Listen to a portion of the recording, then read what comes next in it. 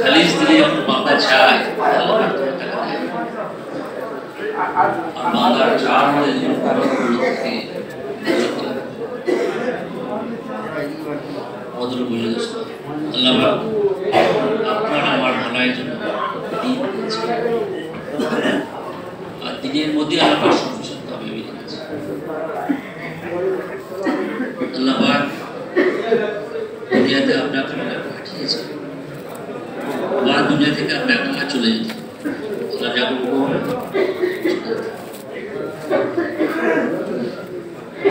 যে উদ্দেশ্যে আমাকে জড়ো হয়েছে এই মজার ভিতরে বৃহৎ বড় মজা আছে, বৃহৎ বড় মজা আছে। যে উদ্দেশ্যে আল্লাহ পাক আপনাকে দুনিয়াতে পাঠিয়েছে উদ্দেশ্য যখন ঠিক থাকবে তখন সে সফলতা চলে আসবে। উদ্দেশ্যের মধ্যে যদি কোনো বিঘাড় থাকে তাহলে মকসদের মধ্যে পৌঁছাতে পারবে।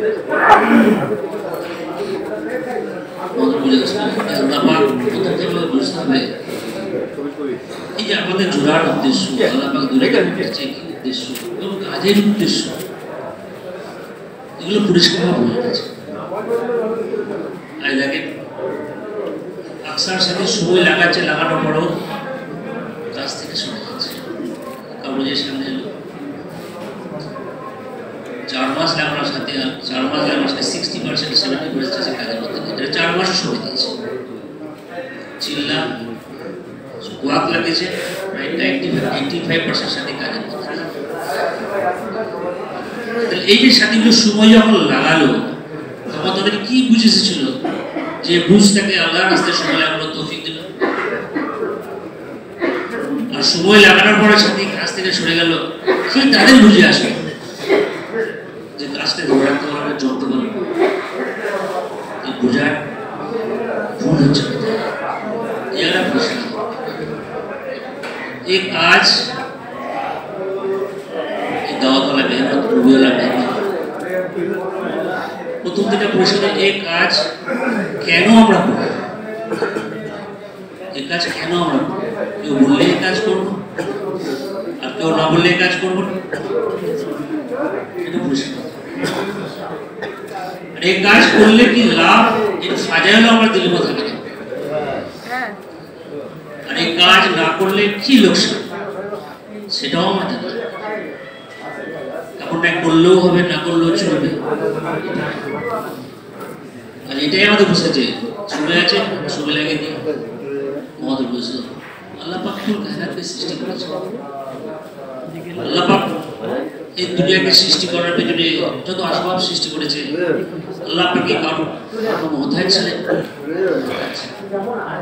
আল্লাহ পাক কারোর কোনো মত আছে, আল্লাহ পাক চাইলে যেটা চাইবেন তিনি কোন ফায়দার মালিক, যেটা চাইবেন সেটাই হয়ে যাবে। তাই তো নাকি দুনিয়া আল্লাহ পাক সৃষ্টি করলেন, সৃষ্টি শ্রেষ্ঠ ইনসানকে আল্লাহ পাক বানালেন দুনিয়াতে।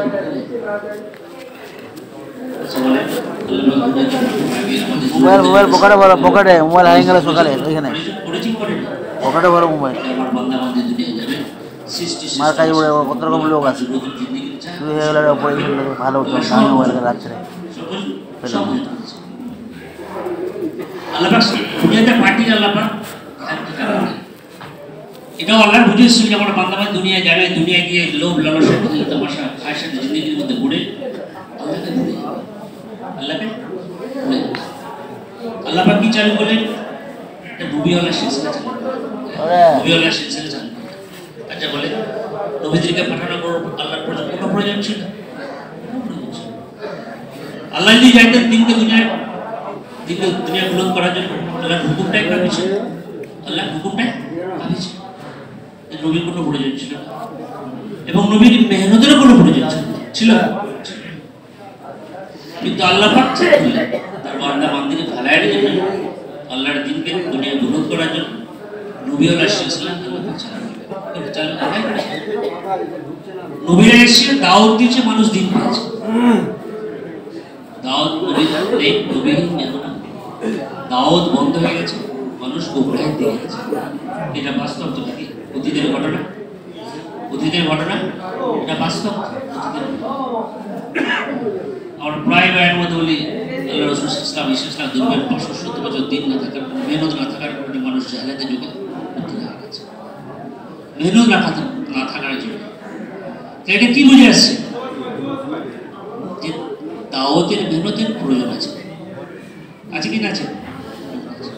দাওয়াত ছাড়া দিন দুনিয়ায় না বুলন্দ হবে না টিকে থাকবে। এখন যে ইমান আল্লাহ ভাই আকসার মুসলমান বলে দাওয়াতের মেহনতের প্রয়োজন নেই, যদি কথাটা বলে যে বলেন এই কথাটা বলে ঠিক হবে? ঠিক হবে?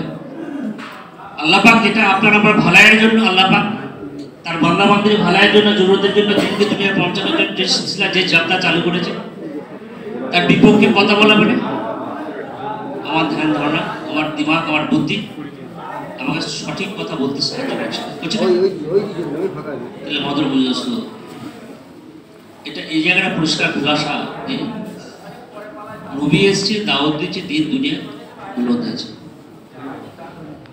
এখন দেখে এই নবীর সিলসিলা কে বন্ধ করে?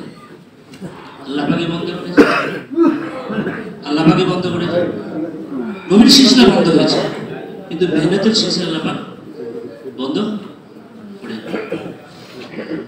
করেছে, বন্ধ করেছে। কিয়ামত পর্যন্ত চলবে। আল্লাহ পাক জিম্মাদারি ট্রান্সফার করেছে, যে কাজ নবীরা করতো সে কাজ নবীর উম্মত, তাই তো নাকি? জিম্মাদারি আল্লাহ পাক ট্রান্সফার করেছে। এই জিম্মাদারি এই উম্মতকে কে দিয়েছে? আল্লাহ পাক দিয়েছে। উম্মতকে জিম্মাদারি কে দিয়েছে? দেখেন আল্লাহ পাক, আচ্ছা বলেন ইমানদার কোরআনের আয়াত মানবে তো না মানবে না? কোরআনের অবশ্যই মানতে হবে। আল্লাহ পাকের মধ্যে আল্লাহ পাক খুব বয়ান করছে, কুনতুম খায়রা উম্মাতিন উখরিজাতিন নাস, মানুষের মধ্যে থেকে তোমাদেরকে বাছা হলো, চুনা হলো। আল্লাহ পাক বলছে তোমাদেরকে পাঠানো হলো মানুষের মঙ্গলের জন্য। মানে এটা কার ফায়সালা? আল্লাহর ফায়সালা। এটা কোনো মানুষের ফায়সালা? কিন্তু তবলিগের ফায়সালা? তাহলে আল্লাহর ফায়সালা। তাহলে এই কোরআনের আয়াতটাই বলে দিচ্ছে যে কি উদ্দেশ্যে আল্লাহ পাক উম্মতি মুহাম্মদীকে বাঁচলেন আর কি উদ্দেশ্যে আল্লাহ পাক উম্মতি মুহাম্মদীকে দুনিয়াতে পাঠালেন। এটা কে বলে দিলেন? আল্লাহ পাক বলে দিলেন। দেন আল্লাহ পাকের মধ্যে এটাও আল্লাহ পাক পরিষ্কার করেছে যে আমি জিন ও ইনসানকে সৃষ্টি করেছি আমার ইবাদতের জন্য। এই জন্য আবার তার মধ্যে উম্মতি মুহাম্মদীকে আল্লাহ পাক বাঁচলেন। কে বাঁচলেন? আল্লাহ পাক বাঁচলেন। শুধু যদি ইবাদতই মকসদ থাকতো তাহলে আল্লাহ পাক আপনাকে আমাকে আমাদের নবী হযরত মুহাম্মদ মুস্তাফা সাল্লাল্লাহু আলাইহি ওয়াসাল্লাম উম্মত করে না পাঠিয়ে এর পেছনে যত নবী এসেছিলেন তাদের কওম বলেন উম্মত করে পাঠাতে পারতেন? পারতেন কি পারতেন না? মুসা আলাইহিস সালাম কওম, নূহ আলাইহিস সালাম কওম, ইব্রাহিম আলাইহিস সালাম কওম করে পাঠাতে পারতেন? কিন্তু আল্লাহ পাক আলমে আলাতে আপনাকে আমাকে মুনতাখাব করে রেখে দিলেন, বেছে বেছে রেখে দিলেন যে না এদেরকে এখনো পাঠানো হবে না। খাস মকসদ কি মকসদ? যে নবীর সিলসিলা যখন বন্ধ হয়ে যাবে তখন এদেরকে পাঠানো, তাই তো নাকি? তখন এদের পাঠানো আল্লাহ পাক তাই করেছে। তো বলেন আলমে আলাতে আমাদের একটা আইডেন্টিটি ছিল, পরিচয় ছিল কি? উম্মতি মুহাম্মদ, তাই তো নাকি? উম্মতি মুহাম্মদ। তো দুনিয়াতে আসার পর আমাদের পরিচয় উম্মতি মুহাম্মদী আছে তো না নেই? হ্যাঁ, উম্মতি মুহাম্মদী আছে। এই উম্মতি মুহাম্মদী আল্লাহ কাজ বলে দিয়েছে। কি আল্লাহকে কাজ বলে? আল্লাহ পাকে বলে দিয়েছে। আচ্ছা বলেন, বোঝানোর জন্য বলছি, আমাদের বাংলাদেশে ইস্তেমা হচ্ছে না? ইস্তেমা হচ্ছে। অনেক ইন্ডিয়ান গেছে ওখানে, অনেক বিদেশ থেকে মেহমানরা এসছে ওখানে। এখন এরা বাংলাদেশে বর্ডার পাস করার পর বা এয়ারপোর্টে ল্যান্ড করার পর যদি বলে ভাই আমরা তো বিদেশি, আমরা ইন্ডিয়া, তোমরা বাংলাদেশে এসছি ঠিকই, তোমাদের বাংলাদেশের কানুন আমাদের জন্য লাগু হবে না। এই কথা যদি আগত মেহমান এটা কথা বলে ওরা মেনে নেবে? প্রশাসন মেনে নেবে? তুমি যেই হোক,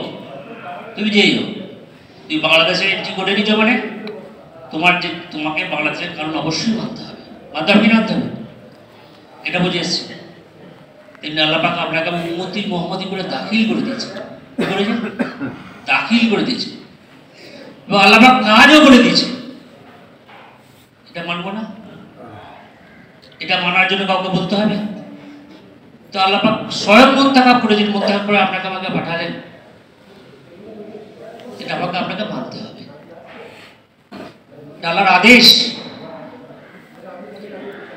আল্লাহ পাক সহায় করে যে আদমের আওলাদ জাহান্নামের আগুন থেকে বাঁচো, তোমার আহল বর্গকে বাঁচাও। কার কথা? কোরআনের আয়াত, আল্লাহর কথা।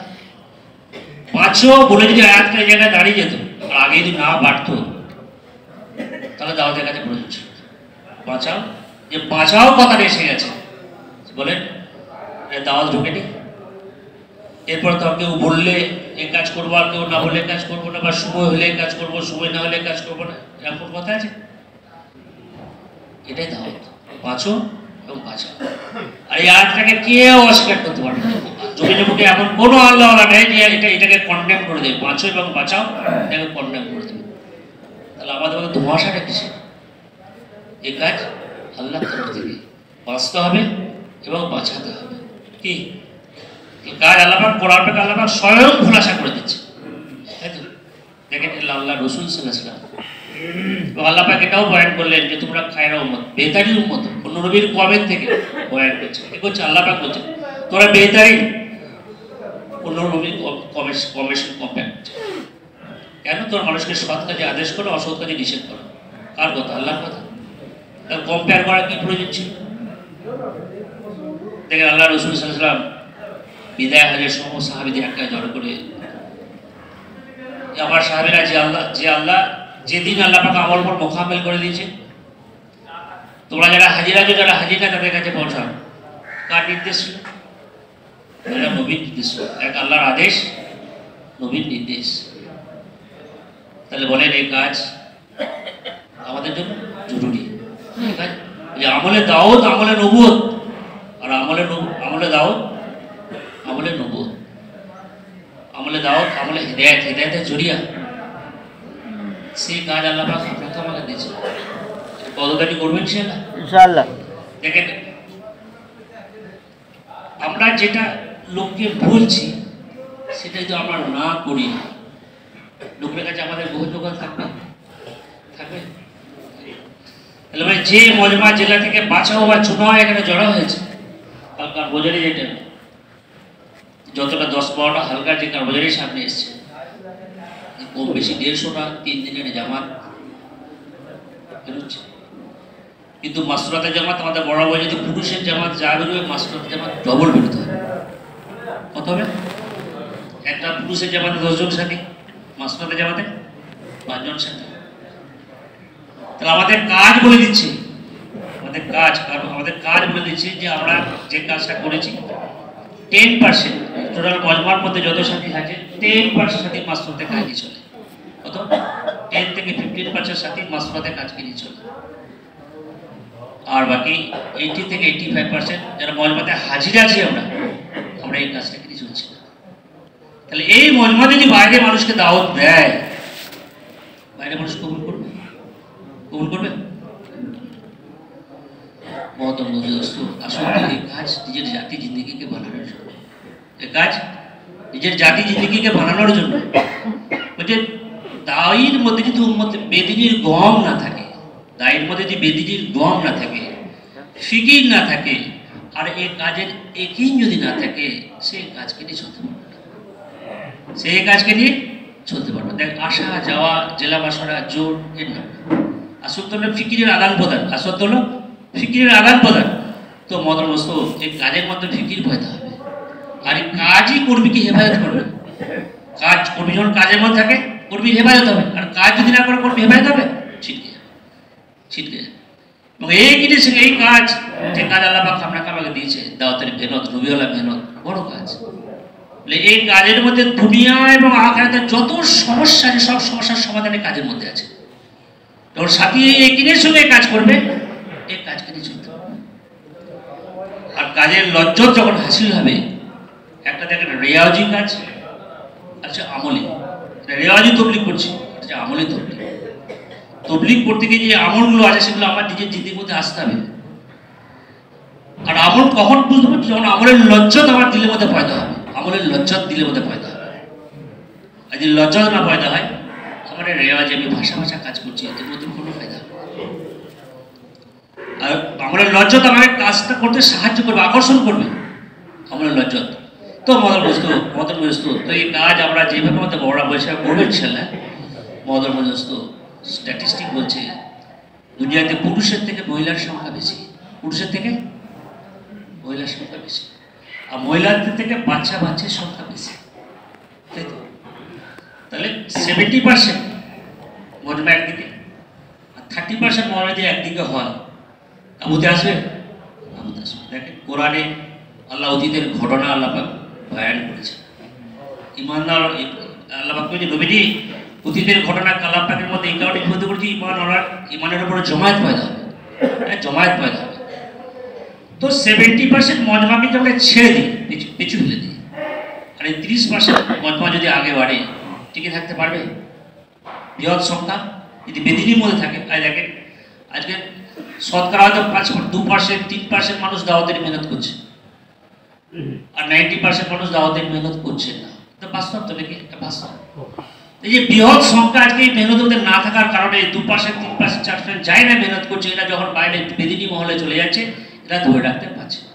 কি বাস্তব তো নাকি? এটা মহল, যে মানুষ মেহনত করে তো মহল তৈরি হবে, মহল কেমন তো সে নিজেকে ধরে রাখতে পারবে।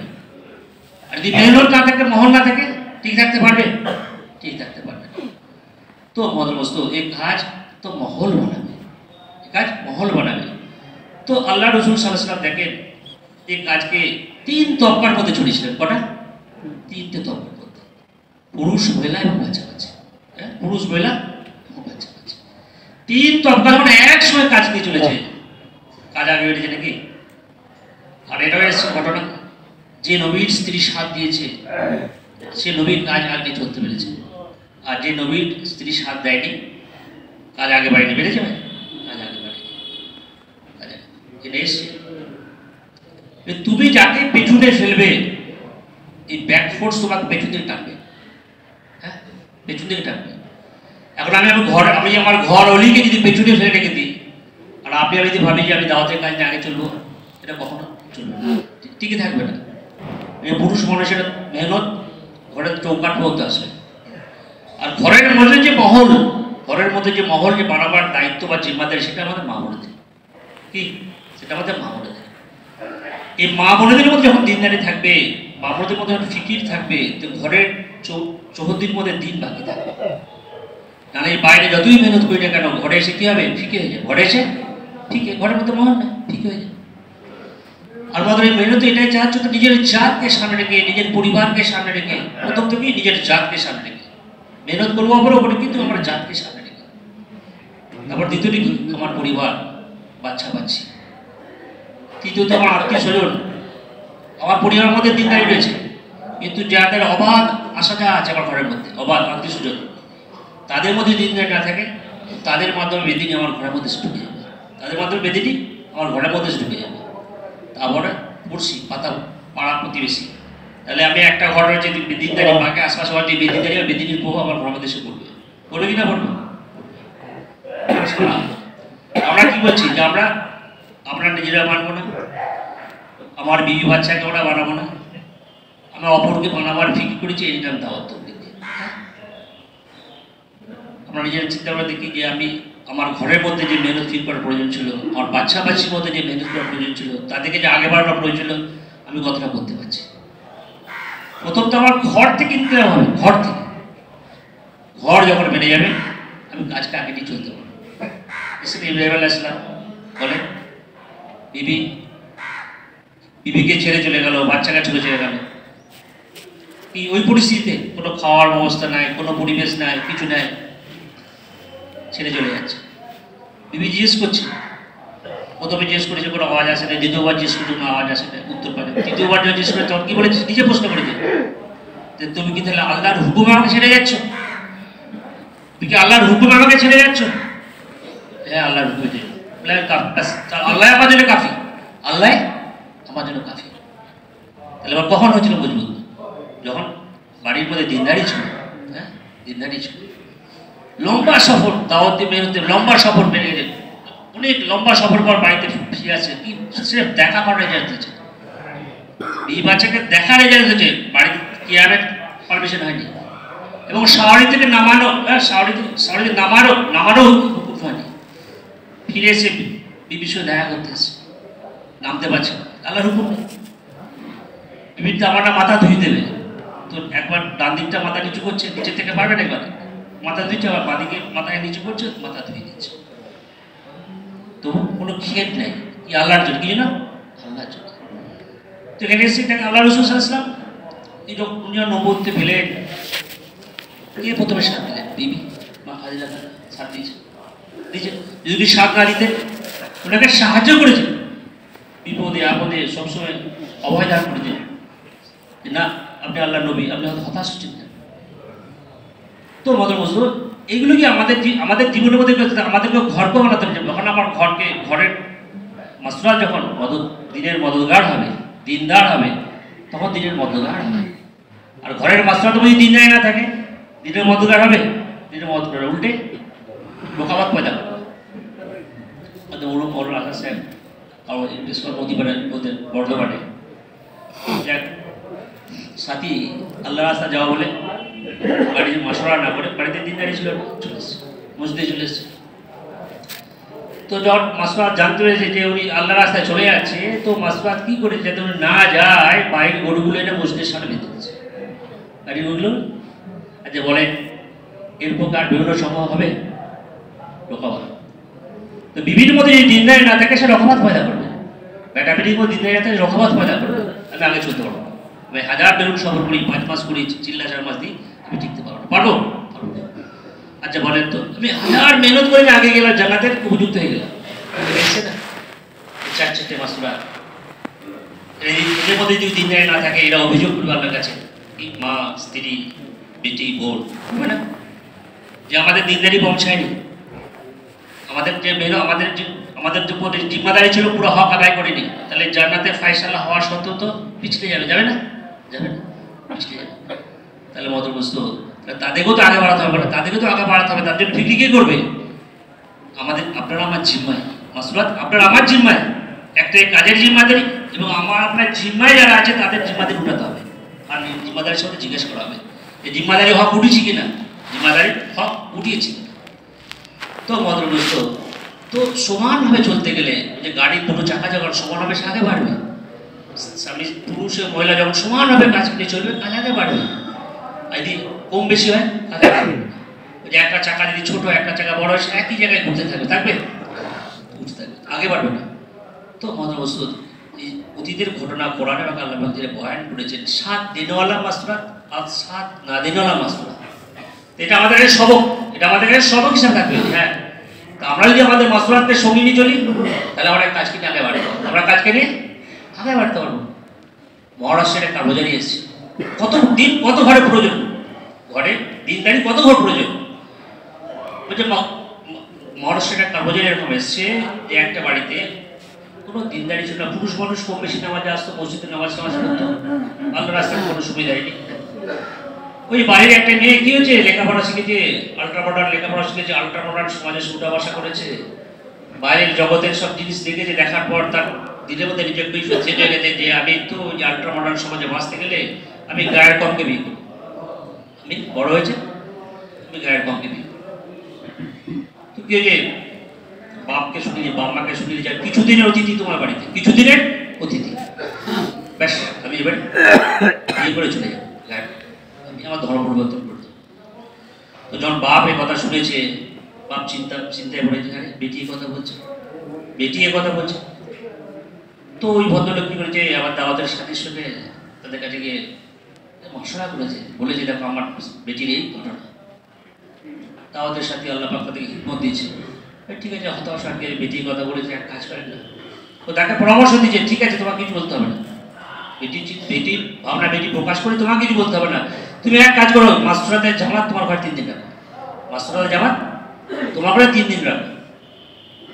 তো সাথী পরামর্শতে মাসুরাতের জামাত 3 দিন করেছে, এবং সাথীরা হিম্মতের সঙ্গে তাদের যে মাসুরাতকে বলে দেখো এই ব্যাপারে করে যে ঘটনা তোমার জানলে কেউ চলে যাবে, এই নিয়ে কোনো ছেড়ছাড় করবে না, তার সঙ্গে বেটার সঙ্গে কোনো ছেড়ছাড় কোনো কথা বলবে না।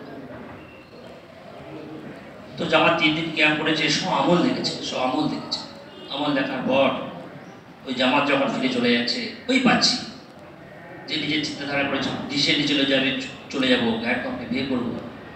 তো ওই জামাতের মামনকে বলছে, তাদের কাপড় ধরে টানছে, বলছে না আপনারা চলে যাবেন, তাহলে কে আমাদের দিন শিখাবে, দিন শিকার। তো ওই বাচ্চি কাঁদছে, কাঁদতে শুরু করে দিচ্ছে। 3 দিন মাসুরাত ঘরে জামাত ক্যাম্প করেছে, ওই আমল দেখেছে, আমল দেখার পর তার দিলের পরিবর্তন হয়ে গেছে। তখন নিজে সে এক্সপ্রেস করছে, প্রকাশ করছে যে আমি আমার যে চিন্তাধারা আগে যেটা ছিল আমি সেটা বাতিল করলাম, আমি ইমানদার ছেলেকে বিয়ে করলাম। ঘরের মধ্যে কোনো মহল না থাকার কারণে বাচ্চিও বিগড়ে যাচ্ছে, বাচ্চা হচ্ছে। তো আমল ঘরের মধ্যে আমল, একটা দিনী মহল কায়েম করতে না আমল জরুরি আছে। আর দেখেন কার বাজারে এসছে 5 আমলের তালিম 5%। যত সাথীর মধ্যে 5 আমলে 5%। তাহলে আমরা সকল যারা তবলিগওয়ালা দাওয়াতে মেহনত করছি এবং কোরবানি দিচ্ছি, জানমাল সময় দিচ্ছি, কি জন্য? আমার প্রথম ফায়দা তো আমার ঘরের সাথী ফায়দা, আমার ভালো কাজ, ভালো ফায়দা, আমার পরিবারের সদস্যদের এর হকদার নয়, এরা পাবে না। তাহলে আমি আমার ঘরে 5 দান করতে পারছি না। তালিম এটা দিনী মহল কায়েম করবে, ঘরের মধ্যে দিনী মহল কায়েম করবে। হয়তো বড় বড় ঘরকে খানকা বানাও, সিনেমার বানিয়ে না, খানকা বানাও। হ্যাঁ, খানকা বানাও। কালকে সাথী বলছিল না, যে ঘরে 5 আমলের সব তালিম হবে, খানকা লাভ হবে, আল্লাহ কিয়ামতের দিনে মসজিদ দিয়ে উঠি নেবে, ওই ঘরগুলোকে তুলে নেবে। কালকে কথা ছিল না। এটা ইলিম আলাদা জিনিস, একই আলাদা জিনিস। একই আমাকে আমলের উপর আরেক কাজে চাওয়া হচ্ছে যে মেহনত করে বলে বলে বলে আমার একই মজবুতি আসবে। তাহলে আমি কাজ বলছি, মেহনত করছি, আমার একই যদি মজবুতি না আসে তাহলে আমি কোন দিকে হাঁটছি? আমি ঠিক করে কোন দিকে হাঁটছি? আর কাকে আমি কি গাইড করছি? তো মতমস্ত ঘরে তালিম যেটা প্রয়োজন, দিনকে বাকি রাখার জন্য তালিম যেটা প্রয়োজন, মামুরদের দিনদারি বুনিয়াদি যাবে এটা। দাওয়াত মেহনত দিতে পারে, দিন প্রতিষ্ঠা করতে ঘরের মধ্যে দিন বাকি রাখতে গেলে ঘরের মেহনত জরুরি। ঘরের মেহনতের বুনিয়াদি, যেটা ঘরের একটা বিল্ডিং তুলতে গেলে ভিতটা যেমন মজবুত হবে, তেমনি দাওয়াতের কাম করার সাথে কাজ করতে গেলে ঘরের ভিতটা যেমন মজবুত হবে। হবে না? ঘরের ভিত দুর্বল থাকে, সে কাজ করে চলতে পারবে। তাহলে আমরা ঘরকে দুর্বল রেখে মাসুরাতকে পেছনে ফেলে আমরা যে আগে বাড়ার চেষ্টা করি, পারবো? আমাদেরও কাপড় দিলে আমাদেরও কাপড় দিলে আমাদের চাক্ষুষ দাওয়াতের মেহনত বন্ধ হয়ে গেলে মানুষ যে গুমরাহির দিকে চলে যায়। ছিল হেজাজে মুকদ্দাস, হেজাজে। তো আমরা রিয়াদে অবস্থান করছিলাম, ইজাজত নেই, দাওয়াতের মেহনত আমভাবে ইজাজত নেই, হুকুমতের ইজাজত নেই, মুক্তির তরতিব গোপনে মানুষ দাওয়াতের কাজ করছে। আমরা সকালবেলা এমনি আবাদি মেহনত করতে বেরিয়েছি। একটা ছিল হন্তদন্তে আরো নেশাগ্রস্ত, এসে আমরা যেখানে ক্যাম্প করছি পাশে একটা দোকান, যেখানে হয়তো ড্রাগ কেনে বেচা করে, নেশার জিনিস কেনে বেচা হয়।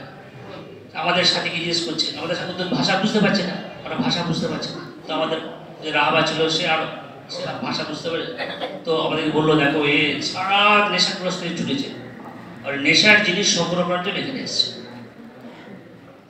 আরো বলে তাদের বাড়ির ছেলে মেয়েদের মধ্যে যে যে সরজমিন থেকে আল্লাহ রাসূল সাল্লাল্লাহু আলাইহি ওয়াসাল্লাম দাওয়াতের মেহনত করেছে, সারা বিশ্বে দিন ছড়িয়েছে। আর সেই সেখানে একটা দাওয়াতের মেহনত না থাকার কারণে সেখানকার ঘরের ছেলে মেয়ে আর বেদিনীর দিকে চলে যাচ্ছে। এক সাথী, বাংলাদেশের সাথী, আরবাজারি পেশ আমাদেরকে শোনাচ্ছিলেন, রিয়াদে ইমাম ইউনিভার্সিটির উনি একটা বড় বড় প্রশ্নের প্রফেসর। ওই যে বোখারা কিভাবে শেষ হয়েছিল, বোখারা কিভাবে শেষ হয়েছিল পেশ করছে। ওই যে বোখারা শেষ হওয়ার মূল কারণ হলো যে ওখানে বাতিল প্রথমে মাসফুরাতের উপর মেহনত করেছিল। মাসফুরাতের মধ্যে কি মেহনত করেছিল? প্রথমে পর্দার সঙ্গে মাসফুরাতকে কাজে দুনিয়া কামানোর জন্য কাজ শিখেছিল, দুনিয়া কামানোর জন্য কাজ শিখেছিল পর্দার সঙ্গে। প্রথমে মাসফুরাত সে পর্দার সঙ্গে কাজ শিখেছে।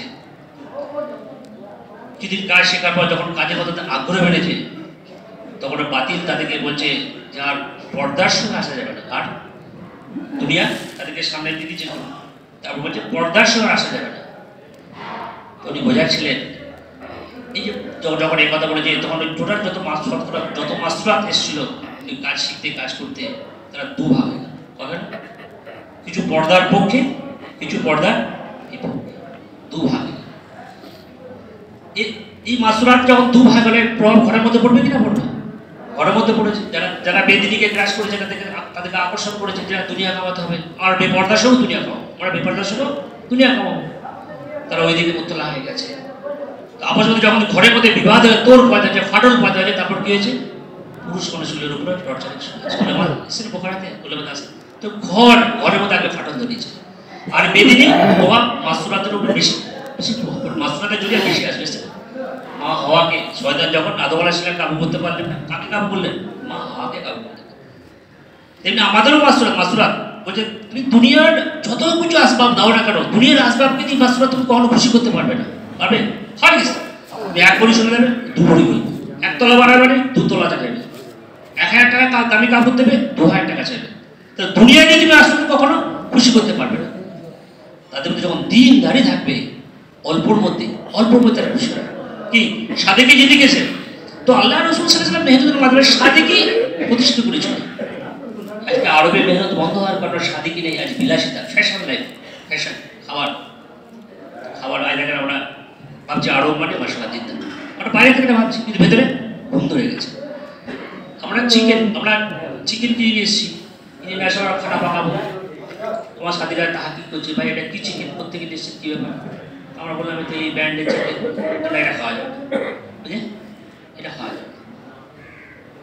এটা ব্রাজিল থেকে ইম্পোর্ট হয়েছে, বলতে না, ব্রাজিল থেকে বলছে। আমাদের আরবের এত ডিমান্ড বেড়ে গেছে, কনজামশন বেড়ে গেছে, লোকাল আরব প্রোডাক্ট জোগাড় দিতে পারছে না, যেটা নন ইসলামিক কান্ট্রি থেকে সব খাবার আসছে। আচ্ছা বলে কিন্তু অস্ট্রেলিয়া থেকে ইম্পোর্ট হয়, ইউদিন আসার কান্ট্রি থেকে আসে, সে তার মধ্যে কী থাকবে? বাকি জিনিস থাকবে। আজকে বলেন যারা হাজিরা হজ করতে যাচ্ছে তারা কি খাবার খাবে? তাহলে এটা তাহাকি করার পর তাহলে আরবের মতো জায়গা যেখানে দিনদারি পরিবেশ। আচ্ছা বলেন কোনো মুসলমান ঘরে গিয়ে কোনো মুসলমানকে খাবার, মেহমানদের করে খাবার দিয়েছে, আর ওই মেহমান যদি মুসলমানকে জিজ্ঞেস করে ভাই এটা হালাল তো, জিজ্ঞেস করা ঠিক হবে? তার কষ্ট দেওয়া হবে না? এটা মুসলমানের ঘরে এসেছি, তার মেহমান হয়ে সে খানা পাকিয়ে যাচ্ছে, সেটা জিজ্ঞেস করার কষ্ট হবে তো? এবার তুমি আরব আমরা ভাবছি দিনদার, তাই তো, যেটা মক্কা মদিনা আল্লাহ রাসূল সাল্লাল্লাহু আলাইহি ওয়াসাল্লাম মেহনতের, সেখানে গিয়ে খাবার সম্বন্ধে যদি আপনাকে আমার তাহাকি করতে হয়, কত কষ্ট করে হবে। তো আমরা খাবারটাকে ফেলে দিলাম, এটা খাওয়া যাবে না। তো আমাদের এখন বললো এটা লোকাল ব্র্যান্ড, আমাদের সাথীদের বেচা গেল না, আমরা এটা নেব, এটা আমরা ব্যবহার করি। তাহলে বলেন, বলছে এখানে বলছে মানুষ তো জবাই করবে, বলছে মেশিনে জবাই হচ্ছে, টেবিলের ওপর ফিক্স আছে, বিসমিল্লাহ আল্লাহু আকবার টেপে বলছে, আর মেশিনে জবাই হচ্ছে। বলেন চলবে? আজকে মানুষ লক্ষ লক্ষ টাকা খরচা করে আজকে যে আল্লাহ রসুলের দেশে, মানুষ যাবে, সেগুলো তাকে পাকিজা খানার জন্য তাহা কি করতে হবে? একটাই কারণ কি, দিন না থাকার কারণে দাওয়াতে মেহনত রাখার জন্য বেদিনী থেকে ক্রাশ করে তারা আগে কম্পিটিশন করছে। এয়ারপোর্টে আমি নিউ ইয়র্ক সিটি থেকে কম্পিটিশন আগে বাড়াবো। তাহলে বিলাসিতা বেদিনী আগে বাড়ছে। খান কন্যার সাথীর মধ্যে যদি কাজের মধ্যে ভাষা থাকে, আমাদেরকে মেহনত করতে একটা কর্মচারী রাহাবা মেহনত করতে নিয়ে গেছে, তো রাহাবার মেহনত করতে নিয়ে গেছে, সময় যদি তাকে রাহাবার সঙ্গে কথা বলা হয় না, তাকে যাচাই করা হয়েছে কতটা ধ্যানের সঙ্গে বা কতটা ইস্তেকামার সঙ্গে কাজ করছে। তাহলে একটা রাহাবা ইঞ্জিনিয়ার, হায়দ্রাবাদে ইঞ্জিনিয়ার মেহনত আবার নিয়ে যাচ্ছে। আমি তো রাহাবা তুমি তো দুনিয়া কামানোর জন্য এখানে এসছো, তো তুমি কেন দাওয়াতের কাজ করছো? এখানে তুমি এসে দাওয়াতের কাজ কেন করছো? তখন আমাকে উত্তর দিল, this is one of the best path of Allah. তখন আমাকে উত্তর দিল, আমি ইঞ্জিনিয়ার, ইউ আর রং। বলো তুমি, this is the only path of Allah. তুমি কোরআনকে যদি অন্য কিতাবের সাথে তুলনা করলে তো কোরআনকে তুমি অবমাননা করলে, তাই না? কোরআনকে অন্য কিতাবের তুলনা করলে, তো এই কাজকে অন্য কাজের সঙ্গে তুলনা করছো, এই কাজকে তুমি ছোট করছো। তুমি অন্য কাজে ডুবে গেলে মেহনত বুঝো, মেহনত তুমি আজকে তো সেই কাজটা করো, তুমি বলতে পারো না অন্য কাজের সঙ্গে বেকার, ওটা বলতে পারো তুমি। হ্যাঁ ঠিক, তখন বলছে ঠিক বলেছি। আর একটা রাহাবার সব ইঞ্জিনিয়ার, হাইট কিছু ইঞ্জিনিয়ার। সন্ধ্যেবেলা আমরা গাছ থেকে তাকে জিজ্ঞেস করছি, আমরা বলছি তারফ করছি, ভাই আমরা জামাতের মেহনতে এসেছি, ভারত থেকে এসেছি। তো তখন নিজের পরিচয় দিচ্ছে যে আমি জামাতে ইসলাম করি, তবে খামোশের সঙ্গে তখন ওনাকে জিজ্ঞেস করি, engineer, do you think the activity of Jamaat Islam and the activity of Tablighi Jamaat is same? তুমি ওটার সঙ্গে তুলনা করছো? তুমি জামাত ইসলাম করছো, যদি নামাজ পড়বে না, নামাজ পড়লে তোমার ইলম হাসিল করবে না? কিন্তু তোর ইমান হলো বুনিয়াদি চিজ, দাওয়াতের মেহনত তো ইমান তোমার মানবে, সে ইমান সহি হবে তো আমল সহি হবে। আর তুই বলছো না এটা প্রয়োজন নেই, আমি ওটা করি। এই জ্ঞান, ওই জ্ঞান আমাকে যদি এই কাজ থেকে সরে দেবে, আমি যে আল্লাহ সফর করছি, আমার ইলিম আমাকে দূরে সরে দেয়, তাহলে ইলিম আর কি কাজে লাগবে? কাজে লাগবে তো আমাদের বুঝতে বুনিয়াদি এই কাজকে নিয়ে চলতে গেলে, আগে বাড়তে গেলে বুনিয়াদি আমার ঘর ঠিক করতে হবে। আমার ঘর ঠিক করতে হবে। ঘর যদি আমি না ঠিক করি, আমি আগে বাড়তে পারবো। তো তার সাহাবারা কি হচ্ছে, সাহাবারা তাদের আমল, জুবানের না, আমলের মাধ্যমে মানুষকে প্রভাবিত করেছে, আমলের দ্বারা সাহাবারা। তো আমরা কত আর অতীতের ওই কোরআন, আমার ওই হাদিস সাহাবাদের ঘটনা বলে মানুষকে উদ্বুদ্ধ করবো, কত আমরা ধার করবো, আমাদের নিজের জিন্দির মধ্যে ওটা আনতে হবে তো নাকি? হ্যাঁ, আমল আসলে তো আমলেই জিন্দিগি চালাচ্ছে, আমলে জুবানের না, আমলের মধ্যে নিজেকে প্রকাশ করে সাহাবারা আমলকে বেশ করেছে।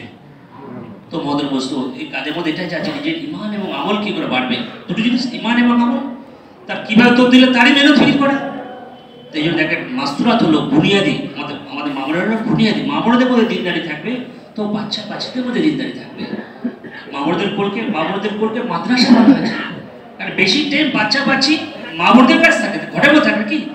আল্লাহ রসুল সাল্লাল্লাহু আলাইহি ওয়াসাল্লাম যে হযরত আলী ঘরের বাইরের জিম্মাদারি তোমার, আর মা ফাতেমা যে ঘরের ভেতরের জিম্মাদারি তোমার, ঘরের আল্লাহ রসুল কাজে ভাগ করে দিয়েছে, যে মামলাদের কাজ বলে দিয়েছে ঘরের চৌহদ্দির মধ্যে থেকে তারা দিনদারি মেহনত ফিকির করে আগে বাড়াবে। কখন আসবে? কখন আসবে? আমি আমার জীবনে খবর এটা বলছে, প্রথম কাজে লাগার পর 7-8 বছর পর আমি প্রথম মাস্তুরাত সফরে যাই। মাস্তুরাত শিক্ষিত মেয়েরা আল্টা মডার্ন ঘোরাফেরা করে, তো 3 দিন প্রথমে তশকিল হয়েছে, কোথাও যেতে চাইছিল না, তশকিল হয়েছে বেরিয়েছে, তো সারা সফর কাঁদতে কাঁদতে গেছে, সারা সফর পাশে বসে তো বোরকা, পুরো বোরকা ভিজে গেছে, পুরো বোরকা ভিজে গেছে। চিন্তা অতীত যে আমি বাইরে ঘুরতাম ফিরতাম, এটা সেটা, এই একটা বোরকাওয়ালা জিন্দির মধ্যে চলে এলাম, আমি তো এটা খোলামেলা চলতে পারবো না, এই ফিকি সারা রাস্তা কাঁদতে গেছে। আবার ফিরে যখন আসছে সে আবার কাঁদতে কাঁদতে আসছে, ফিরে যখন আসছে সে আবার কাঁদতে কাঁদতে আসছে। আমি জিজ্ঞেস করলে, হ্যাঁ প্রথমবার তো তুমি কাঁদতে কাঁদতে গেলে বুঝতে পেরেছি, সেটাও বুঝে এসেছে যে একটা মহল ছেড়ে একটা মহলে যাচ্ছ কাঁদতে কাঁদতে, ঠিক আছে, তো ফিরে আসার সময় আবার কেন কাঁদছিলে? তখন বলছি এটা এহসাস যে এই কাজে আগে কেন লাগেনি, এই কাজে এটা বাস্তব। আপনি 1000 টাকা বোঝার চেষ্টা করুন, একবার আল্লাহর রাস্তায় বেরিয়ে যাবেন, আল্লাহ বুঝিয়ে দেবেন, আল্লাহ বুঝিয়ে দেবেন। তো এখনো আমরা যারা আমাদের মাস্তুরাতের পেছনে ফিকির করিনি, অথচ তবলিগ করছি, তো আমরা নিজে ধোকার মধ্যে রয়েছি, আর অপর মানুষকে আমরা ধোকা দিচ্ছি। হ্যাঁ, অপর মানুষকে ধোকা দিচ্ছি, আর এই কাজ থেকে আমরা ফায়দা হাসিল করতে পারছি না। তো আমরা আমাদের মাস্তুরাতকে বানানোর জন্য, তাদের ফিকির করার জন্য আমরা ফিকির করবো ইনশাল্লাহ। আসল তো বুনিয়াদি ইস্তেকামাতের সঙ্গে আমি যেমন কাজ, বড়রা আমাদের যেটা বলছে, পুরুষ মানুষ দুবার মসজিদে জামাতের সঙ্গে, তৃতীয়বার দিয়ে আল্লাহ রাস্তায় মাস্তুরাতকে না বেরোয়, নাকিস, তার এটা নাকিস। আমরা চিন্তা করে দেখলাম আমরা কি দিনেরই চলছি, আমরা কি দিনেরই চলছি। আমি সফর করছি, মানুষকে হেদায়েত দিয়ে বেড়াচ্ছি, আমার ঘরে আমি তালিম করছি, আমার ঘরে আমি তালিম করছি, আমার মাস্তুরাত সপ্তাহে তালিম যাচ্ছে কিনা তার খোঁজ খবর নিচ্ছে, আমার প্রতি কোনো খোঁজ খবর, এটা আমার জিম্মাদারি নয়, আমার জিম্মাদারি। তো আমার মাস্তুরাতকে আল্লাহ রাস্তায় সফর করাবো ইনশাল্লাহ। এই জন্য আমাদের বড়রা বলে কমসে কম যাদের বেরুন সফর হয়েছে, যাদের বেরুন সফর হয়েছে 5 মাস বা 3 বার 3 ছিল এবং 2 বার মাস্তুরাতের সফর হয়েছে, এরকম সাথে এই মজমায় কতজন খাড়া হয়ে একটু, যাদের 5 মাস বেরুন সফর হয়েছে, মাস্তুরাতে 2 বার চিল্লা হয়েছে, বা 3 বার 3 চিল্লা হয়েছে, মাস্তুরাতে 2 বার চিল্লা হয়েছে, এই মজমায় এরকম সাথে খাড়া হয়ে গেছে। আমি জাহির করবো, আমাকে দেখে অন্য মানুষ উদ্বুদ্ধ হবে, আমল খাড়া হয়ে যাবে,